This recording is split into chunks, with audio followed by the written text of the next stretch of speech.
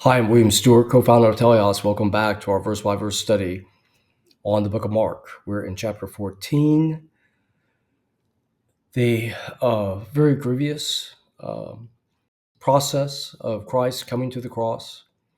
We are really on Friday morning of Passion Week, just hours before him coming to the cross, really in the middle of the morning, early morning. Christ has prayed in the Garden of Gethsemane, and after the Passover and the celebration of the Lord's Supper, and we come to verse 43, and where Christ and the disciples are interrupted by a crowd. And immediately while he spoke, meaning Jesus, came Judas, one of the 12, and with him a great multitude with swords and sticks from the chief priests, scribes, and elders, otherwise to take him away. I don't know for whom the crowd contained, or who were the participants, or how they got them to help. I could imagine they were probably from Jerusalem and had to be paid, but we don't know. Maybe it was minor employees of the Pharisees or the Herodians or other Jewish people. Again, we don't know. And he that betrayed him, otherwise Judas Iscariot, had given them a token, saying, Whoever I kiss, that same is he. Take him and lead him away.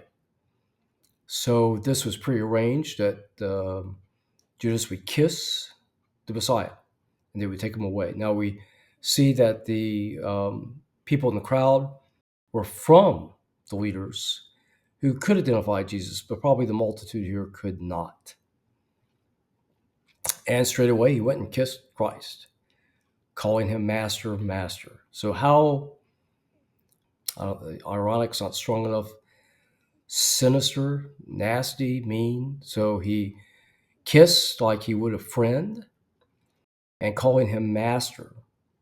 So I don't know if he's doing this out of a sarcastic retribution against Christ somehow. We don't know if Judas was feeling guilty. We know he felt guilty at the end because he killed himself. Maybe he was already feeling guilty in trying to minimize his own participation somehow, or assuage his own guilt in some way. But anyway, this is what he did. Very sad scene. And they took him. And one of them stood by and drew a sword as one of the disciples and smote the servant of the high priest and cut off his ear. We know from another gospel that Christ healed the ear. And Christ answered in verse 48, If you come out against a thief with swords and sticks to take me, I was there in the temple teaching, you took me not. But the scriptures must be fulfilled. So again, what is happening is prophecy, Christ going to the cross, and how he has treated almost every event on the cross. And what is said, what happens to Christ is predicted in the Old Testament. And one of these happens here from Psalm 41:9. Behold, speaking of Judas, even my close friend, someone who I trusted and shared bread, has turned against me. I think this is repeated in Psalm 69. Psalm 69 and 109 speak a lot about Judas. They all forsook him and fled. These are the disciples. So they were not able to maintain with Christ. At what level their faith disappeared, or it was absolute denial. The status of their salvation, we don't know. But we know Christ had chosen them, and they would come to salvation, the rest of the 11, as Christ had to do all believers in the church time and before. John 37, John 44 are good verses for pre-church times. Ephesians 1, 4, verse 4, 5, and 11, and Ephesians 8, 28 to 30 are also good about God having to choose. So here they fled.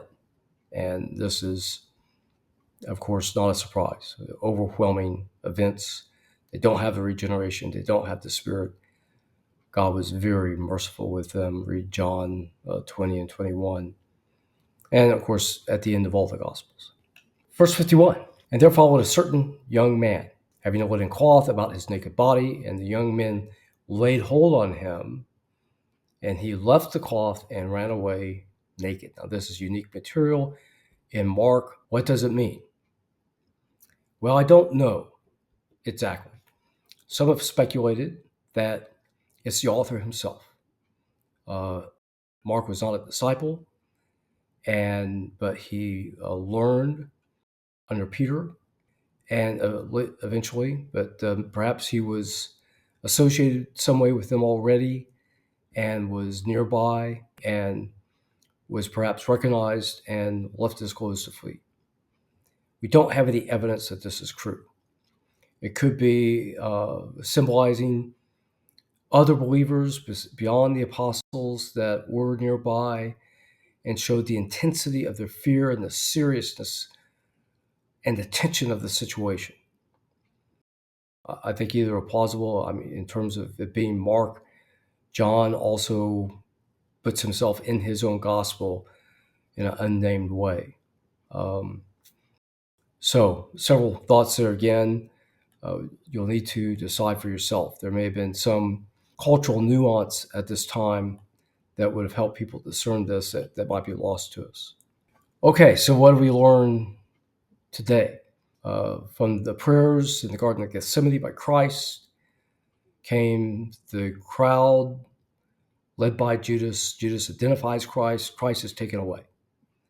And basically saying, you could have done this before.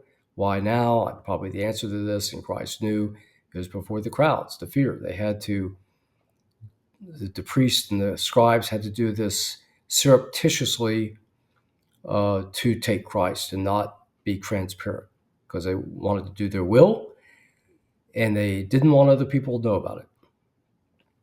So hopefully the first thing that the crowds would know later on that day would be that Christ is already hanging on the cross.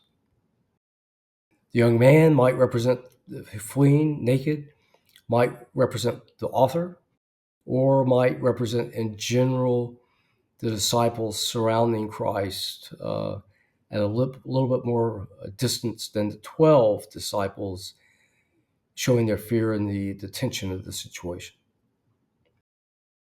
Okay, we'll come to the first round of Christ before the authorities next time. Thank you for joining me, and I hope you'll come back for the next video.